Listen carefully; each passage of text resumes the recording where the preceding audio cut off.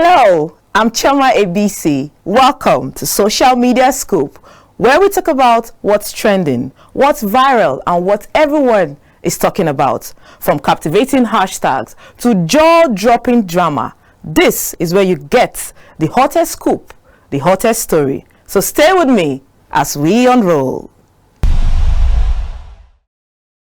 Welcome to Social Media Scoop. We have a lot of sizzling stories for you today. But first on our list, a captivating hashtag Justice for Abdul Rahim, is trending on X after the shocking death of Nigerian engineer in Kaduna State. Engineer Abdul Rahim Mustafa is a graduate of Ahmadu Bello University in Zaria. On his way for his master's lectures in NDA, he was knocked down by a police vehicle.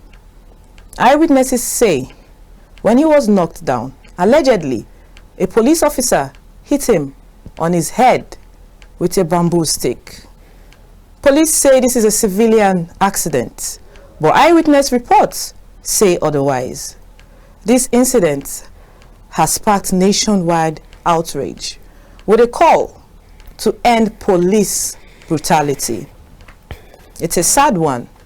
Let's take a look at this trending hashtag and the reactions of Nigerians on X. X user Faisal said, "It's embarrassing to see a whole institution established for the public safety of lives and property doing the absolute opposite of their job. Young Abdulrahim's life came to an unavoidable end due to negligence of the Kaduna State Police. We demand answers." Another user, Tamatuba on X, tweeted, "This brazen and lawlessness of security officers driving in convoys must be stopped now. Sadly, it won't end, and this will continue because the government of the day will look the other way. The word justice is a fallacy in Nigeria these days." A final reaction from Ahmed Farouk on X. "We still haven't received any response from you, Nigerian police. Abdulrahman's blood will not go in vain. Justice must be served to prove that the police are our friends, not criminals or enemies. Hashtag justice for Abdulrahman." As usual, I have Emeka in the studio with me. Thank you for being here. Thank you, Choma, for having me. This is a very sad note. Another justice for another young Nigerian. His life cut short at the peak of his prime.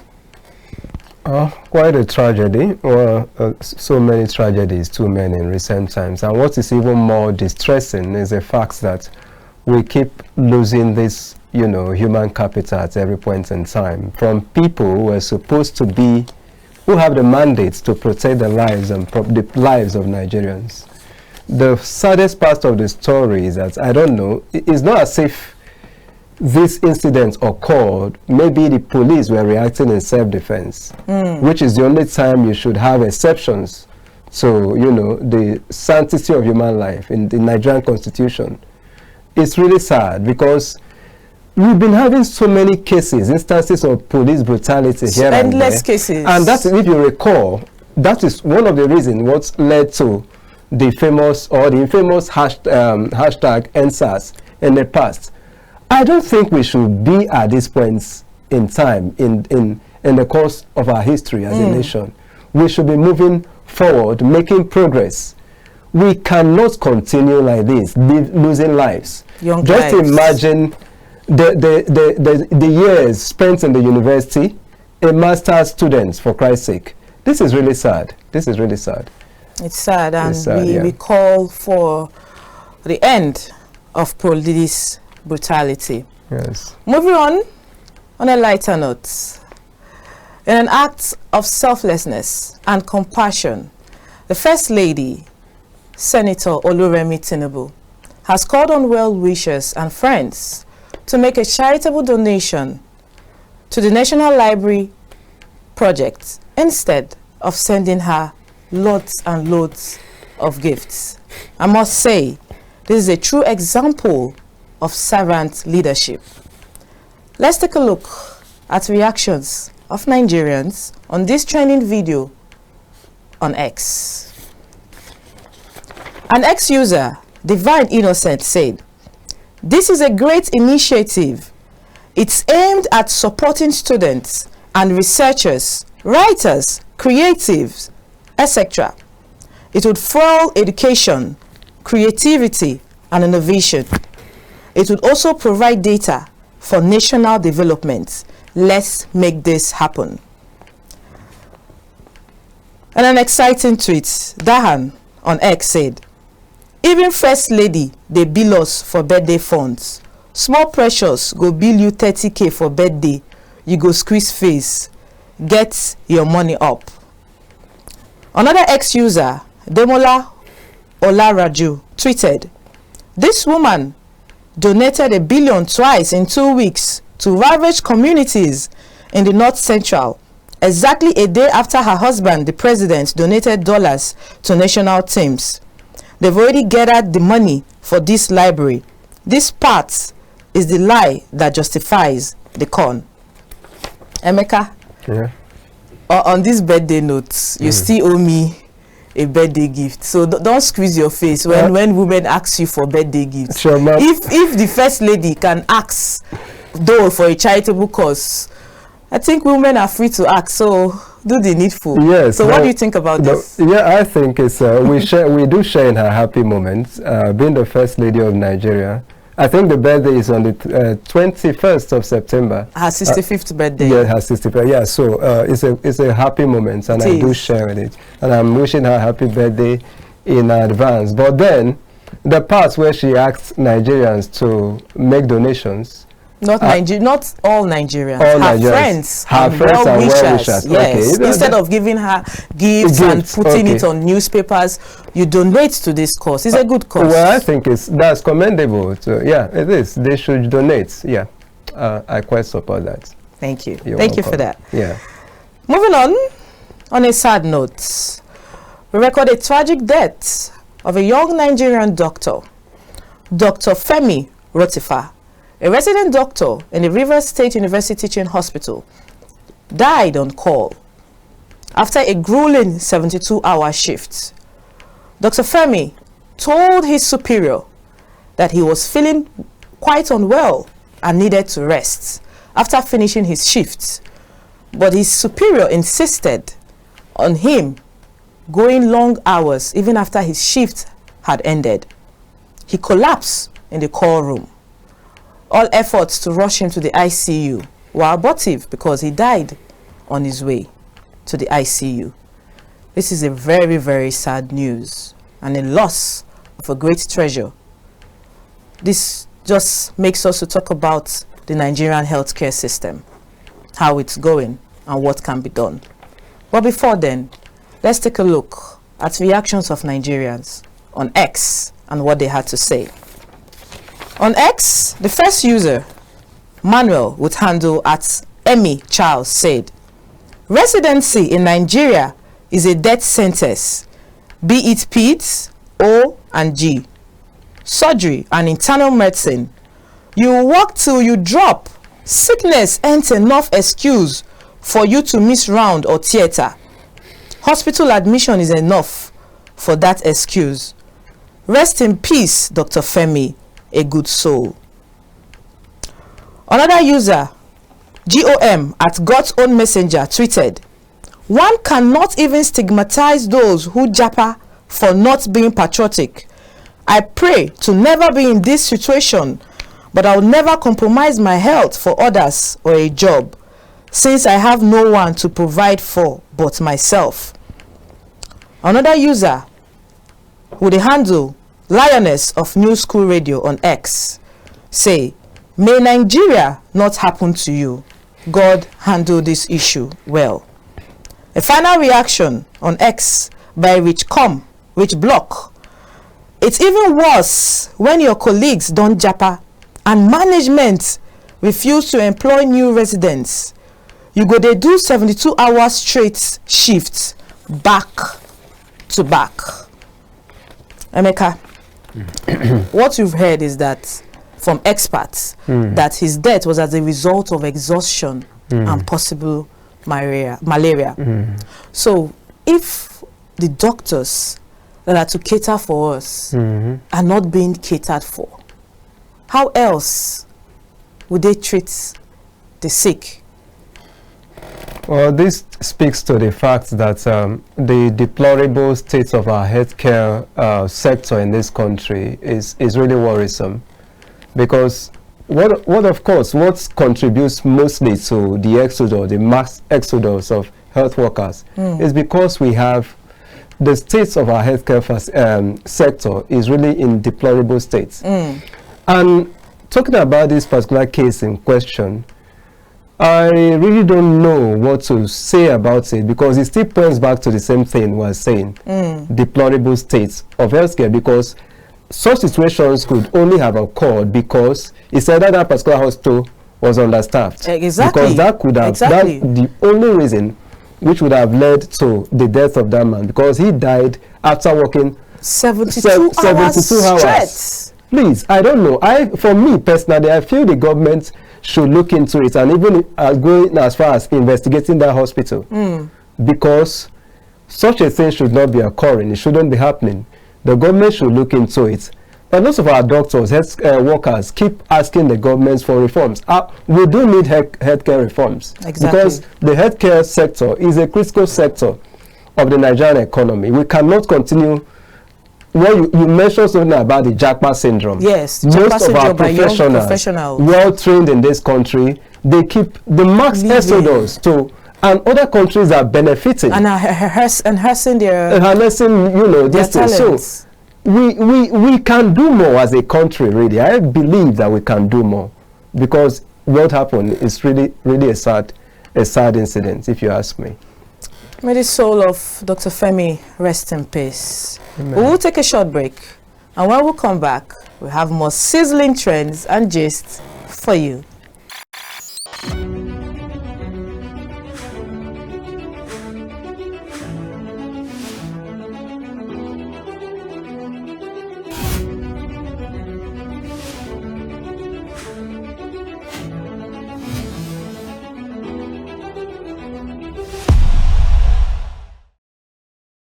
Welcome back. I'm Choma ABC, and this is Social Media Scoop, where we have the sizzling gist for you.